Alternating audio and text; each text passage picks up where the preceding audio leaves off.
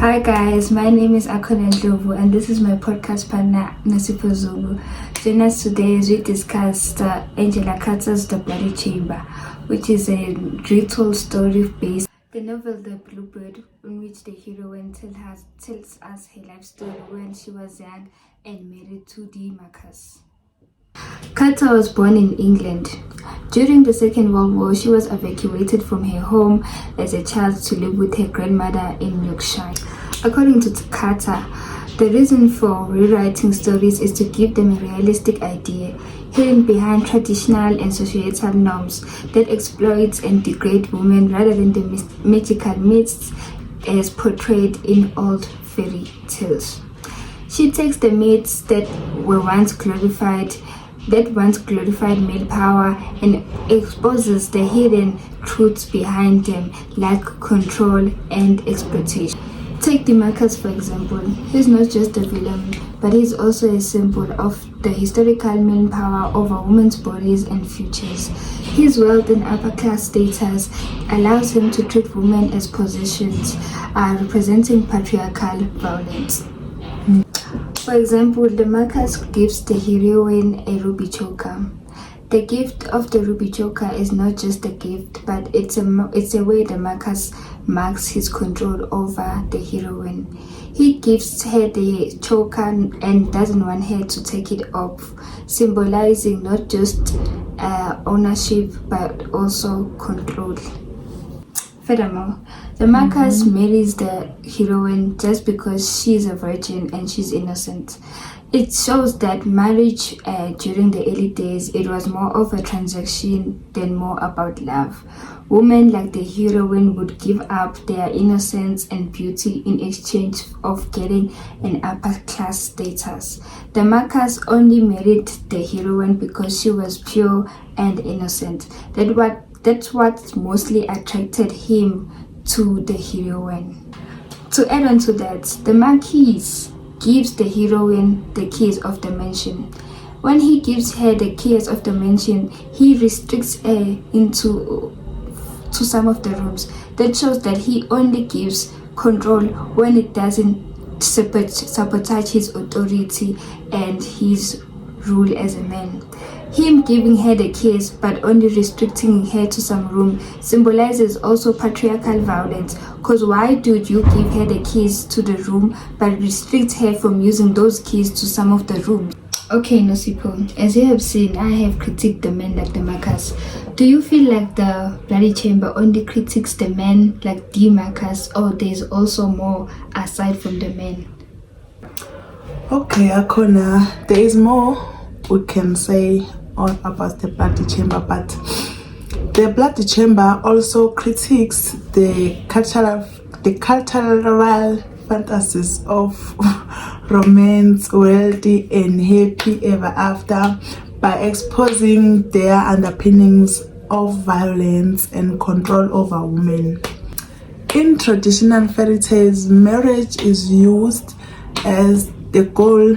It promises security, wealth and status, but in the Bloody Chamber, marriage is used as a trap that is used to control women. The young heroine is seduced into marrying the Marquis, only to discover that she will become a victim of him through controlling her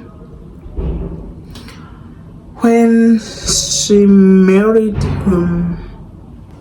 For example, the Marquis controlled the young heroine through such. The young heroine had a talent of being able to play the piano. The Marquis, instead of taking the young heroine into a pianist school or a music school, he brought the pianist to his mansion. He brought the young pianist, young Sang, I don't quite remember his name, but he brought him to teach the young heroine. That shows that the Marquis didn't want the young heroine to go outside. He only wanted to restrict the young heroine within his land or his mansion. To add on to that, the heroine's job as a wife was just to make to authorize the servants. She never had the freedom to go outside or go to the market and buy groceries, things like that. But her only job was to stay within the house. She just became part of the furniture because she was always around the house, like only being sleeping, only being able to dress up for dinner, supper and breakfast, but not going outside to buy groceries like a normal wife would do. To add on to that, the Marcus also controlled the heroine through giving her the keys, as I had stated before. Him deciding to give the heroine the keys but restricting her to some of the rooms was also some of the ways that he wanted to control her. And also the part of when the Marquis took the heroine's virginity in a space full of mirrors. That also symbolizes how the Marquis was marking his control to the young heroine. The fact that he stripped her off of her clothes in front of him while he was dressed, it's giving some type of master and slave authority. So Carter transformed fairy tale motif into Gothic explorations through the subversion of happy ever after with violent awakening. In fairy tales, when the Marquis marries, usually the story ends, but in the Bloody Chamber, the story didn't end. Carter continues with the story to illustrate the illusion of romance that are shaped by violent reality. When the heroine she wakes up with violence because she wants to find out the real life of the Marquis, using the key to the secret chamber where she finds the corpses of the previous Marquis' wife.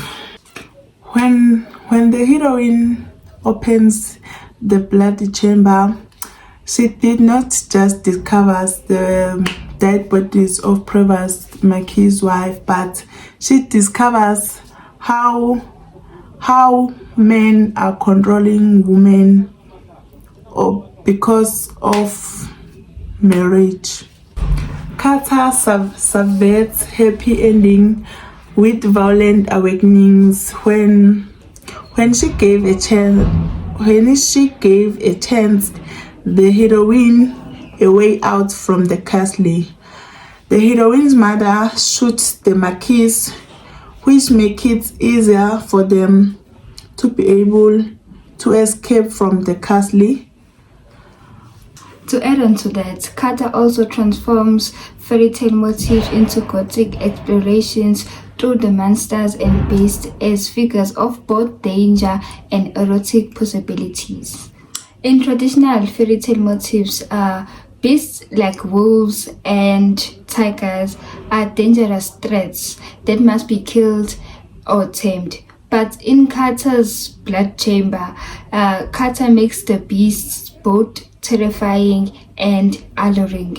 For example, in the Bloody Chamber, the Marcus is a monster, a beast that is hidden under his wealth and status. But through his violence, his violence also reveals how humans can be worse than the beasts. For example, the beast from the Becoming Mr. Lion. Furthermore, in The Tiger's Bride, the beast represents animal desire. The female strips off her clothes and skin to join him. That is dangerous, but also liberating, as it embraces sexuality outside of patriarchal control.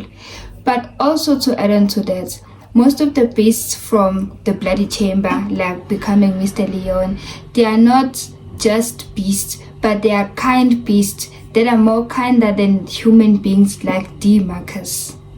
On to that, now it's time we discuss how the Bloody Chamber stylistic devices. What kind of stylistic devices does this story have, and why it chose to use those type of stylistic devices? Okay. Okay, now we are focusing on Gothic stylistic devices, which is horror and terror and violence. Horror and terror is portrayed through the castle itself. The castle itself represents horror and terror because it's full of mirrors and lilies that is used in the grave when a person is dead. Bloody chamber that is full of the Marquis's wife. The bloody chamber that is full of the Marquis's previous wife represent the violence that is associated with wealthy elite men. To add on to that, the Marquis's chamber, which is full of his wife's mutilated body, shows his violent side, and instead of the marriage being a blissful and happy marriage, it becomes a story of blood, death, and entrapment. To add on to most Gothic stylistic devices, there's also symbolism. To showcase symbolism, Kata uses instruments like keys, mirrors, chains, and to expose the truth about male desire and power. For example, the bloody key symbolizes curiosity and truth. When the heroine takes the key to unlock the bloody chamber, that showcases her curiosity, how curious she wanted to know what exactly is inside that room. And then when she unlocks that room, she finds out the truth that the room is filled with the mutilated bodies of the previous wife. Moreover, when the key gets spilled, or when the key lands on blood and gets stained with blood, that cannot be washed. It showcases guilt and exposure, because when the key landed on the blood, obviously it's gonna show to the Marcus that the heroine has been inside that room that he had restricted her from entering.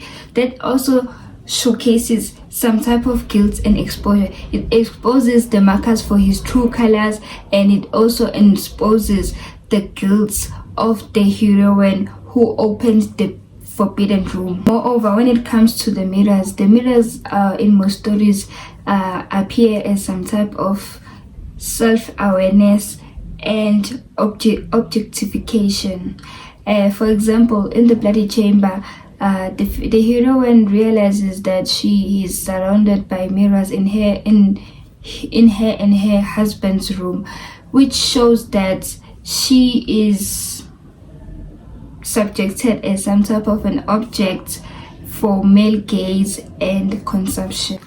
To conclude, the bloody chamber still resonates because it flips the fairy tale script we have been fed for centuries. Instead of romance, it gives us the reality and the women that are resisting from being controlled by elite men because of their wealth. Thank you for joining us. From me and my partner Nosipho is goodbye until next time. Bye guys.